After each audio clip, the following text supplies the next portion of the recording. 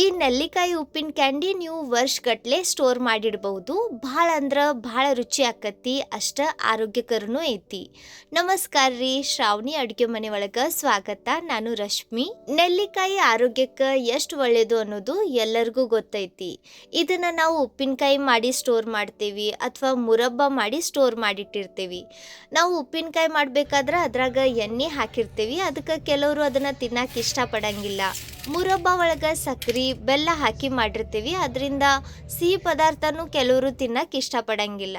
So ಅವರು ಈ ರೀತಿ ಉಪ್ಪಿನ ಕ್ಯಾಂಡಿ ಮಾಡ್ಕೊಂಡು ತಿನ್ಬಹುದು. ಇದನ್ನ ಯಾರು ಕೂಡ ಯಾವಾಗ ಬೇಕಾವಾಗ ತಿನ್ಬಹುದು. ಇದಕ್ಕೆ ಯಾವುದೇ ತರಹದ ಏಜ್ ಲಿಮಿಟ್ಸ್ ಅಥವಾ ಟೈಮ್ ಲಿಮಿಟ್ ಇಲ್ಲ. ಇದು ಬಾಯಿಗಷ್ಟ ರುಚಿ ಕೊಡಂಗಿಲ್ರಿ, ಇದು ನಮ್ಮ ಪಾಚನ ಶಕ್ತಿನೂ ಹೆಚ್ಚಿಸ್ತೈತಿ. ಜಾಸ್ತಿ ತಡ ಮಾಡೋದು ಬೇಡ. ನೆಲ್ಲಿಕಾಯಿಯ ಈ ಉಪ್ಪಿನ ಕ್ಯಾಂಡಿ ಹೆಂಗೆ ಮಾಡೋದು ಅಂತ ತೋರಿಸ್ಕೊಡ್ತೇನೆ ಬರ್ರಿ.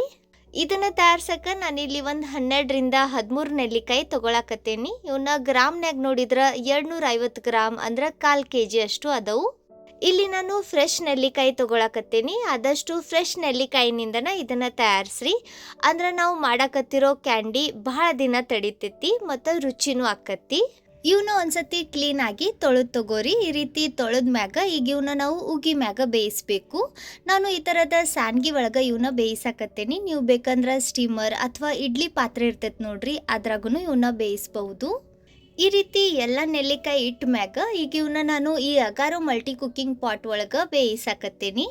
ತಳಕ್ಕೆ ನೀರು ಹಾಕಿ ಒಂದು ಸ್ಟ್ಯಾಂಡ್ ಇಟ್ಟು ನಾವು ರೆಡಿ ಮಾಡಿರೋ ಸಾನ್ಗಿನ ಇದ್ರಾಗಿಟ್ಟು ಮುಚ್ಚಳ ಮುಚ್ಚಿ ಇವನ್ನ ಒಂದು 8 ನಿಮಿಷ ಉಗಿ ಮ್ಯಾಗ ಬೇಯಿಸಿ ತಗೊಳ್ಳೋಣ. ಇವು ಆಗಲಿ ಅಲ್ಲಿವರೆಗೂ ಇದಕ್ಕೆ ಬೇಕಾಗಿರೋ ಮಸಾಲ ರೆಡಿ ಮಾಡ್ಕೊಂಡು ತಗೊಳ್ಳೋಣ. ಮಿಕ್ಸಿ ಜಾರ್ನಾಗ 1 ಚಮಚೆ ಅಷ್ಟು ಅಜ್ವಾನ ತಗೋರಿ, ಅರ್ಧ ಚಮಚ ಕರಿ ಮೆಣಸಿನಕಾಳು, 1/4 ಚಮಚ ಹಿಂಗ್, 1 ಚಮಚ ಜೀರಿಗೆ, 1 ಚಮಚ ಒಣ ಶುಂಠಿ ಪುಡಿ, ಅರ್ಧ ಚಮಚ ಉಪ್ಪು ಮತ್ತು 1 ಚಮಚೆ ಅಷ್ಟು ಕರಿ ಉಪ್ಪು ಹಾಕ್ರಿ. ಕರಿ ಉಪ್ಪು ಇರಲಿ ಅಥವಾ ಅಜ್ವಾನ, ಜೀರಿಗೆ, ಹಿಂಗ್ ಇವೆಲ್ಲ ಡೈಜೆಷನ್ನಾಗ ಹೆಲ್ಪ್ ಮಾಡ್ತಾವು.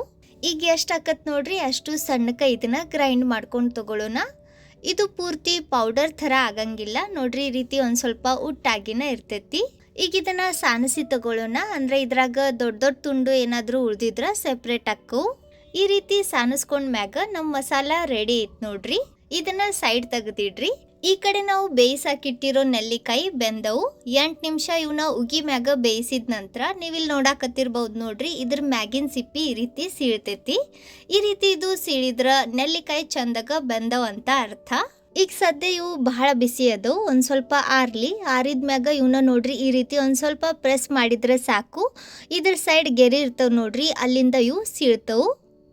ಚಾಕುನಿಂದ ಇವನ್ನ ಈ ರೀತಿ ಕಟ್ ಮಾಡ್ಕೊಂಡು ತಗೋರಿ. ನಡುವಿನ ಬೀಜ ನೋಡ್ರಿ ಬಹಳ ಈಸಿಯಾಗಿ ಸೆಪ್ರೇಟ್ ಆಕತಿ. ನೆಲ್ಲಿಕಾಯಿನ ನಾವು ಉಗಿ ಮ್ಯಾಗ ಬೇಯಿಸಿ ತಗೊಂಡೇವಿ, ಕುದಿಸಿಲ್ಲ. ಅದರಿಂದ ಇದ್ರಾಗ ಇರುವಂಥ ಎಲ್ಲ ಪೋಷಕಾಂಶ ಹಂಗ ಇರ್ತವು. ಈ ರೀತಿ ಎಲ್ಲ ನೆಲ್ಲಿಕಾಯಿನೂ ಕಟ್ ಮಾಡಿ ಒಳಗಿನ ಬೀಜ ತೆಗೆದು ತಗೊಳ್ಳೋಣ. ನೋಡ್ರಿ ಇಲ್ಲಿ ನಾನು ಎಲ್ಲ ನೆಲ್ಲಿಕಾಯಿ ಒಳಗಿನ ಬೀಜ ತೆಗ್ದೇನಿ. ಈಗ ಈ ಹೋಳು ನೀವು ಬೇಕಂದ್ರೆ ಹಿಂಗನು ಬಿಡ್ಬಹುದು, ಆದ್ರೆ ಇವು ಬಹಳ ದೊಡ್ಡ ಸೈಜ್ನಾಗ ಹಾಕೋ, ಅದಕ್ಕೆ ಇದ್ರಾಗ 2 ಭಾಗ ಮಾಡ್ಕೊಂಡು ತಗೊಳ್ಳೋಣ. ನೋಡ್ರಿ ಈ ರೀತಿ ಇವನ್ನ ನಡುವಿಂದ ಕಟ್ ಮಾಡಿ 2 ಹೋಳು ಮಾಡ್ರಿ. ನಾನಿಲ್ಲಿ ಎಲ್ಲ ದೊಡ್ಡ ಹೋಳು ಕಟ್ ಮಾಡ್ಕೊಂಡು ತಗೊಂಡೇನಿ. ಈಗ ಇವನ್ನ ಮಿಕ್ಸಿಂಗ್ ಬೌಲ್ನಾಗ ತಗೊಂಡು ನಾವೇನು ರೆಡಿ ಮಾಡಿಟ್ಟಿದ್ವಿ ನೋಡ್ರಿ ಮಸಾಲ, ಅದನ್ನ ಹಾಕಿ ಈ ಮಸಾಲ ಎಲ್ಲ ನೆಲ್ಲಿಕಾಯಿ ಹೋಳಿಗೆ ಈವನ್ ಆಗಿ ಕೋಟ್ ಆಗಬೇಕು. ಆ ರೀತಿ ಇವನ್ನ ಕಲಿಸ್ಕೊಂಡು ತಗೋರಿ. ಮಸಾಲ ಇದ್ರ ಒಳಗೆ ಚಂದಾಗ ಮಿಕ್ಸ್ ಆಗಬೇಕು. ಈ ರೀತಿ ಕಲಿಸ್ಕೊಂಡ್ ಮ್ಯಾಗ ಈಗ ಇವನ್ನ ನೀವು 1 ಗಂಟೆ ಹಿಂಗ ಬಿಡ್ರಿ, ಅಂದ್ರೆ ಇದ್ರ ಒಳಗಿನ ತನಕ ಮಸಾಲ ಅಬ್ಸಾರ್ಬ್ ಆಕತಿ. ಇವು ನೀರು ಬಿಡ್ತಾವ ನೋಡ್ರಿ, ಅದರಿಂದ ಮಸಾಲ ಇದಕ್ಕೆ ಅಂಟ್ಕೊಂತೈತಿ. ಈ ಹೋಳು ಇನ್ನೂ ರುಚಿ ಹಾಕವು. ಈ ರೀತಿ ಚಂದಾಗ ಮಿಕ್ಸ್ ಆಗೋ ತನಕ ಕಲಿಸ್ಕೊಂಡ್ ಮ್ಯಾಗ ಈಗ ಇವನ್ನ 1 ಗಂಟೆ ಹಿಂಗ ಬಿಡ್ರಿ. 1 ಗಂಟೆ ಆದ್ಮ್ಯಾಗ ನೀವು ಬೇಕಂದ್ರೆ ಇವನ್ನ ಪ್ಲೇಟ್ನ್ಯಾಗ, ಟ್ರೇನ್ಯಾಗ ಅಥವಾ ಈ ಥರ ಒಂದು ಅಗ್ಲ ಇರೋ ತಾಟ್ನ್ಯಾಗ ನಾನಿಲ್ಲಿ ತೋರ್ಸಾಕತ್ತೇನೆ ನೋಡ್ರಿ. ಈ ರೀತಿ ದೂರ ದೂರ ಇಟ್ಟು ಒಣಗಿಸ್ಬಹುದು. ನೀವು ಬೇಕಂದ್ರೆ ಇವನ್ನ ಒಂದೇ ಸತಿ ಹಾಕಿ ಆಮೇಲೆ ಸ್ಪ್ರೆಡ್ ಮಾಡ್ಬಹುದು. ಇವು ನೋಡಕ್ ಚಲೋ ಕಾಣ್ಲಿ ಅಂತ ಈ ರೀತಿ ಇವನ್ನ ನಾನು ಹೊಂದಿಸಿಡಾಕತ್ತೇನಿ. ನಾನು ಆಗಲೇ ಹೇಳಿದ ಹಂಗ ನೀವು ಬೇಕಂದ್ರೆ ಇವನ್ನ ಒಂದೇ ಸತಿ ತಾಟ್ನ್ಯಾಗ ಹಾಕಿ ಆಮ್ಯಾಗ ಸ್ಪ್ರೆಡ್ ಮಾಡ್ಬಹುದು. ಆದ್ರೆ ಈ ರೀತಿ ಇವನ್ನ ಒಂದು ಸ್ವಲ್ಪ ಅಗ್ಲನ ಸ್ಪ್ರೆಡ್ ಮಾಡ್ರಿ, ಅಂದ್ರೆ ದೂರ ದೂರ ಇಡ್ರಿ, ಅದರಿಂದ ಇವು ಜಲ್ದಿ ಒಣಗ್ತವು. ಇವನ್ನ ಬಿಸಿಲಾಗ 2 ದಿನ ಒಣಗಿಸ್ರಿ. ಬಿಸಿಲು ಬರಂಗಿಲ್ಲ ಅಂದ್ರೆ ನೀವು ಬೇಕಂದ್ರೆ ಇವನ್ನ ಮನ್ಯಾಗೂ ಫ್ಯಾನ್ ಕೆಳಗೆ ಒಣಗಿಸ್ಬಹುದು. ನಾನು ಇವನ್ನ ಬಿಸಿಲಾಗ ಒಣಗಿಸಿದ್ದೆ ನೋಡ್ರಿ. 2 ದಿನ ಒಣಗಿಸಿದ ಮ್ಯಾಗ ಇವು ಈ ರೀತಿ ಆಗ್ತವು. ಈ ರೀತಿ ಇವನ್ನ ಚಂದಗ ಒಣಗಿಸಿ ಏರ್ ಟೈಟ್ ಕಂಟೈನರ್ನ್ಯಾಗ ಸ್ಟೋರ್ ಮಾಡಿಟ್ರ ಇವು ಹೊರಗೂ ಒಂದು 6ರಿಂದ 8 ತಿಂಗಳ ಆರಾಮಾಗಿ ತಡಿತಾವು, ಕೆಡಂಗಿಲ್ಲ. ಸೊ ನೋಡಿದ್ರಲ್ಲ, ಬಹಳ ಆರೋಗ್ಯಕರ ಇರುವಂಥ ಈ ನೆಲ್ಲಿಕಾಯಿನ ಈ ರೀತಿ ಕ್ಯಾಂಡಿ ರೂಪದಲ್ಲಿ ತಯಾರಿಸಿ ಇಟ್ಟು ನಾವು ವರ್ಷ ಪೂರ್ತಿ ತಿನ್ಬಹುದು.